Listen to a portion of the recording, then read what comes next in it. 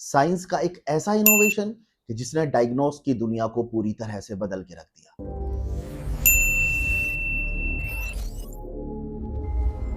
आखिर ये इतनी बड़ी और भयानक सी दिखने वाली मशीन कैसे बिना किसी हार्मफुल रेडिएशन के इतनी clear soft tissue images generate कर पाती है? आखिर इस मशीन के अंदर ऐसा क्या है कि यहाँ अंदर जाने से पहले किसी भी पेशेंट को बहुत ही अच्छे तरीके से स्क्रीन किया जाता है कि उसके पास कोई लोहे का सामान तो नहीं है? आखिर क्यों? यहाँ पे जाने से पहले हम लोग स्ट्रेचर्स को बदल देते हैं, एक special stretchers, wheelchairs MRI room के अंदर यूज किए जाते हैं। कैसे एक छोटा सा कंप्यूटर इतनी बड़ी मशीन को ऑपरेट कर पाता है? कभी आपने सोचा है क्या दोस्तों? हेलो दोस्तों, तो मैं हूं शुभम, आपका अपना वायरल रेडियोग्राफर, और लेके आया हूं एक एमआरआई फिजिक्स की नई सीरीज, जिसमें कि मैं आपको एमआरआई के बेसिक्स से प्रो कॉन्सेप्ट्स तक को समझाने वाला हूं, वो भी बिना किसी मैथ्स में, फिजिक्स में उलझाए बिना। बहुत आसान सी भाषा में, प्रैक्टिकल के साथ, छोटे छोटे स्टेप्स को कॉन्सेप्ट्स के साथ क्लियर करना सिखाऊंगा, जिसमें कि मैं बहुत ज्यादा हैवी टर्म्स यूज नहीं करने वाला, जो कि बहुत सारे स्टूडेंट्स की बहुत बड़ी दिक्कत होती है। जब हम भी कभी कॉलेज में पढ़ते थे, हम भी कभी एमआरआई फिजिक्स को पहली पहली बार देखते थे, तो कई बार ऐसा हुआ कि पहला पेज ही खत्म करने में 2 दिन 3 दिन लग जाते थे, क्योंकि उसके अंदर यूज होने वाली जो वोकेबुलरी थी, वो या टर्म्स थे, वो इतने ज्यादा हैवी होते थे कि हमें समझने में बहुत ज्यादा दिक्कत होती थी। तो इन्हीं सब चीजों को ध्यान रखते हुए मैंने ये एमआरआई फिजिक्स की एक नई सीरीज चालू करी है, जिसमें कि आज ये पहली वीडियो होने वाली है। और इस वीडियो के अंदर मैं आपको देने वाला हूं एमआरआई मशीन का ओवरव्यू, यानी कि एमआरआई मशीन के अंदर हम कौन कौन से हार्डवेयर क्या क्या होते हैं। ओवरव्यू यानी कि बेसिक चीजें, टिपिकल नहीं करेंगे चीजों को, हम लोग इस तरीके से नहीं करेंगे कि आप लोगों को जाके चीजें कंफ्यूज लगने लगे। हम लोग इस तरीके से चीजों को बताएंगे, लेके जाऊंगा आपको खुद मैं। आ रही है वीडियो, चलते रहो, वीडियो देखते रहो। अभी मैं खुद जाने वाला हूं एमआरआई रूम के अंदर और आपको हर एक पार्ट के गो थ्रू कराने वाला हूं, बताने वाला हूं मैग्नेट्स, बताने वाला हूं टेबल, बताने वाला हूं बोर, बताने वाला हूं ग्रेडियंट कॉइल कहां लगा हुआ होता है, कैसे मशीन कूल रहती है। जो भी कुछ एक बेसिक कॉन्सेप्ट इस मशीन का होता है काम करने का, वो सारा मैं आपको आगे बताने वाला हूं। तो आपको करना क्या है कि वीडियो को एक तो स्किप नहीं करना है, पूरी वीडियो को बड़े ही ध्यान से, आराम से, और अगर चाहो तो कॉपी पेन लेके भी बैठ सकते हो। और एक और खासा इंपॉर्टेंट अपडेट मैं वीडियो के एंड में आपको दूंगा। यह अपडेट उन स्टूडेंट्स के लिए है जो अभी थर्ड ईयर में है, सेकेंड ईयर में है, और उन्हें एमआरआई के नोट्स की जरूरत है। तो आप लोग तो भाई वीडियो का जो एंड होगा ना, वो बिल्कुल भी मिस मत करना, क्योंकि आप लोगों के लिए बहुत ही बड़ी खुशखबरी मैं वीडियो के एंड में देने वाला हूं। और खुशखबरी की हिंट अभी देके जा रहा हूं कि आप लोगों का काम इससे 50% कम होने वाला है। आपकी एग्जाम की प्रिपरेशन के लिए 50% आप लोगों का काम कम करके जाने वाला हूं। चलो पहले जहां पे हम लोग थे अभी एमआरआई मशीन के हार्डवेयर्स को, तो चलो चलते हैं एमआरआई रूम के अंदर और समझते हैं कि हार्डवेयर्स एमआरआई मशीन के अंदर क्या क्या हम लोगों को देखने के लिए मिलते हैं दोस्तों। तो चलो दोस्तों, अब हम लोग समझते हैं एमआरआई मशीन के हार्डवेयर्स को थोड़ा करीब से। जैसा मैंने आपको बताया कि ये मशीन बिना किसी रेडिएशन के इतनी अच्छी सॉफ्ट टिश्यू इमेजेस कैसे क्रिएट कर लेती है, कब डॉक्टर्स एमआरआई प्रिस्क्राइब करते हैं, वो तो हम आगे जानेंगे। लेकिन अब हम समझते हैं किस तरीके से ये एमआरआई मशीन जो होती है बनी हुई होती है, क्या क्या कंपोनेंट्स इसके अंदर यूज होते हैं। तो आप देख रहे हो बेसिकली ये जो सिलेंड्रिकल शेप में है, ये मशीन का बोर होता है, ठीक है।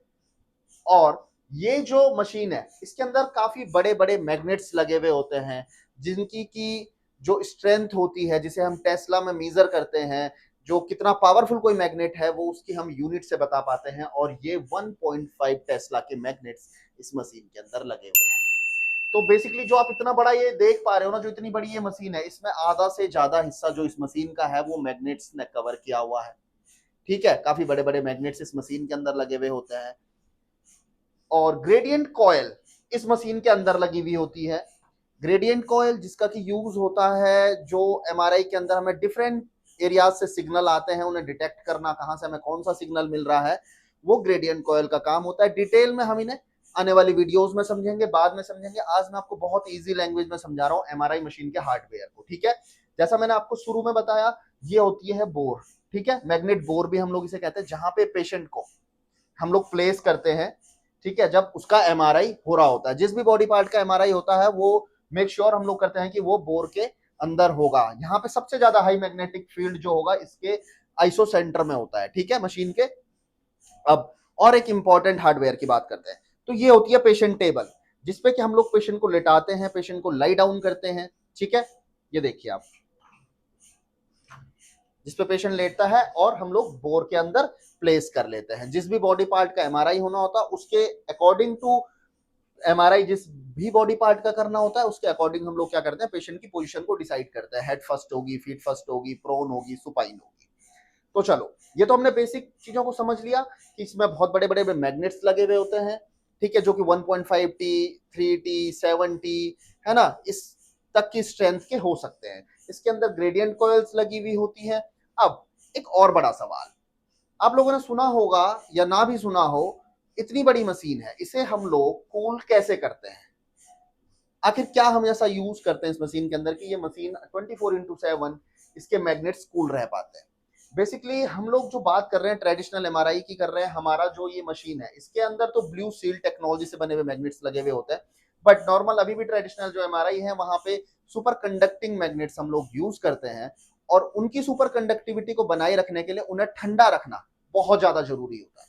तो आखिर मैग्नेट्स की सुपर कंडक्टिविटी को बनाने के लिए या ठंडा रखने के लिए हम लोग क्या चीज का यूज करते हैं? तो हाँ गाइज, हम लोग इसके अंदर यूज करते हैं लिक्विड हीलियम का, जो कि एक मशीन में सेपरेट पार्ट होता है जहां पे लिक्विड हीलियम को फिल किया जाता है ताकि मैग्नेट्स जो हैं वो ठंडे रहें, इनकी सुपर कंडक्टिविटी बनी रहे और हम लोगों को प्रॉपर और अच्छी क्वालिटी के स्कैन्स मिलते रहे, ठीक है। तो अगर सुपर कंडक्टिविटी बनी रहेगी तभी मैग्नेट्स का मैग्नेटिक फील्ड बना रहेगा। तो ये तो आप लोगों ने समझ लिया। अब हम लोगों ने कि भाई हीलियम, लिक्विड हीलियम का हम लोग यूज करते हैं एमआरआई मशीन के अंदर मैग्नेट्स को कूल रखने के लिए। और एक और जो इंपॉर्टेंट पार्ट होता है क्रायो का, वो होता है कोल्ड हेड, जिसका यूज हम लोग करते हैं लिक्विड हीलियम जो गैस में कन्वर्ट हो जाती है उसे रिपीट लिक्विड में कन्वर्ट करने के लिए। चलो कोई लंबे टॉपिक्स हैं, इन्हें हम आने वाली वीडियोस में डिस्कस करते हैं। अब एक और इंपॉर्टेंट पार्ट, एमआरआई मशीन के हार्डवेयर का एक और इंपॉर्टेंट पार्ट, जो कि होती है आरएफ कॉइल्स। यानी कि आरएफ कॉइल्स का हम लोग यूज करते हैं पेशेंट को रेडियो फ्रीक्वेंसी प्रोवाइड करवाने के लिए और सिग्नल्स रिसीव करने के लिए। जब हम पेशेंट को रेडियो फ्रीक्वेंसी देते हैं, हाइड्रोजन एटम एक रिलैक्सेशन मोड में आने के बाद, जब आप ये समझिए एमआरआई के अंदर जो रेजोनेंस होता है, रेजोनेंस की जो प्रोसेस होती है, उसके बाद जब हाइड्रोजन एटम वापस से रिलैक्स स्टेज में आता है, वापस से रिलैक्सेशन में आता है, तो हमें सिग्नल्स रिसीव होते हैं। तो ये वही कॉइल्स होती हैं जो पहले सिग्नल प्रोवाइड करती हैं, सॉरी रेडियो फ्रीक्वेंसी प्रोवाइड करती हैं और बाद में सिग्नल्स रिसीव करती हैं। उम्मीद है दोस्तों अब आप लोगों को एमआरआई हार्डवेयर तो कुछ अच्छे से समझ आ गए हों। हालांकि डिटेल में बहुत ज्यादा भी नहीं चीजों को समझाया है, बट एक ओवरव्यू आप लोगों को मशीन के बारे में मिल चुका होगा। मैंने जैसे कि इस वीडियो को एंड करते हुए आप लोगों से बताया था कि एक और इंपॉर्टेंट चीज रह जाती है एमआरआई हार्डवेयर की, जो कि है आरएफ कॉइल्स, यानी कि रेडियो फ्रीक्वेंसी कॉइल्स। ये क्या होती हैं, चलिए अब समझते हैं दोस्तों। तो जिन रेडियो फ्रीक्वेंसी कॉइल्स की मैं अभी आप लोगों से बात कर रहा था, तो ये है वो radio frequency coils, RF coils, ठीक है, जिनका यूज कि हम पेशेंट को रेडियो फ्रीक्वेंसी भेजने में और पेशेंट से सिग्नल्स रिसीव करने के लिए करते हैं। इन कॉइल्स के बारे में डिटेल्स में तो हम आने वाली वीडियोस में जानेंगे। इनके लिए एक सेपरेट वीडियो में रखूंगा इस सीरीज के अंदर, जहां पे कि मैं बिना किसी एक्स्ट्रा मैथ के, बिना किसी ओवरलोडेड फिजिक्स के आप लोगों को आज बता रहा हूं एमआरआई मशीन का ओवरव्यू हार्डवेयर में क्या रहता है। अब हम लोग जानेंगे इन कॉइल्स के नाम। थोड़ा सा सर आप इन्हें थोड़ा सा पास आके दिखाएंगे। ये हमारी है, देखो ब्रेन कॉयल का, देखो ब्रेन कॉयल वैसे बेसिकली हमारी बेस और अपर ये दो कॉयल से मिलकर बनती है। 1 2 भी हम इसे कह सकते हैं। ये बेस कॉयल होती है, मशीन में लगी हुई है, और ये अपर जो हम लोग फिक्स करते हैं पेशेंट के लेटने के बाद। तो ये है हमारी ब्रेन कॉयल का अपर वाला पार्ट, जो कि हम लोग पेशेंट के फिक्स करते हैं। हेड कॉयल देखो इस पे लिखा हुआ भी है, ठीक है। और एक और कॉयल देखो मैं आप लोगों को जो दिखा रहा हूँ, ये है फ्लेक्स कॉयल, ठीक है। ये लार्ज फ्लेक्स कॉयल है, ठीक है। 16 चैनल्स के हमारे पास ये कॉयल है। इस बारे में डिस्कशन करेंगे क्यों हम इसे 16 चैनल कह रहे हैं, ठीक है। ये हमारे पास स्मॉल फ्लेक्स कॉयल है, सेम जो मैंने अभी दिखाई लार्ज, और ये है स्मॉल फ्लेक्स कॉयल, ठीक है। ये है हमारे पास बॉडी कॉयल, देख सकते हो आप, जिसको कि हम लोग एब्डोमेन, पेल्विस, एमआरसीपी इस तरीके के स्कैन्स में यूज करते हैं, ठीक है। बेसिकली मैंने प्रेफरेंस आपको बता दी किस में देते हैं, बाकी हम किसी भी स्कैन में से यूज कर लेंगे, ठीक है। अब मैं आपको दिखा रहा हूँ, ये देखो काफी बड़ी और कुछ यूनिक सा कॉयल का स्ट्रक्चर है। तो ये है गाइस ब्रेस्ट कॉयल, जिसमें कि हम पेशेंट के ब्रेस्ट, जो फीमेल पेशेंट होती है, जब उनका ब्रेस्ट एमआरआई होता है तो यहाँ पे ब्रेस्ट प्लेस करते हैं और उसका एमआरआई ब्रेस्ट स्कैन हम लोग करते हैं। तो ये गाइस एक बेसिक ओवरव्यू था कॉयल्स का, रेडियो फ्रीक्वेंसी कॉयल, जो कि बहुत इंपॉर्टेंट रोल प्ले करती है किसी भी स्कैन में।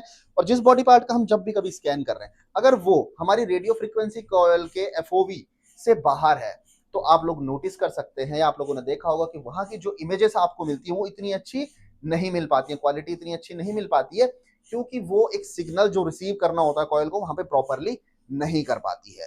तो अगर आप लोगों को ये वीडियो अच्छी लग रही है तो आप लोगों को वीडियो में बने रहना। अब बात करते हैं कि जो सवाल मैंने सबसे पहले पूछा था कि क्यों किसी पेशेंट को इतने अच्छे से स्क्रीन किया जाता है एमआरआई रूम के अंदर जाने से पहले, या स्ट्रेचर्स होती हैं जो एक नॉर्मल या व्हील चेयर्स होती है, इन्हें बदल दिया जाता है। क्यों हम लोग एमआरआई रूम के अंदर specific MRI compatible wheel chairs, MRI compatible stretchers का यूज करते हैं दोस्तों। तो अभी जैसा कि मैंने इस हार्डवेयर वाली वीडियो के अंदर बताया था कि जो एमआरआई के अंदर जो मैग्नेट्स लगे हुए होते हैं, इतने बड़े बड़े मैग्नेट्स लगे हुए होते हैं, जिनकी की स्ट्रेंथ होती है 1.5 टी, यानी कि 1.5 टेस्ला।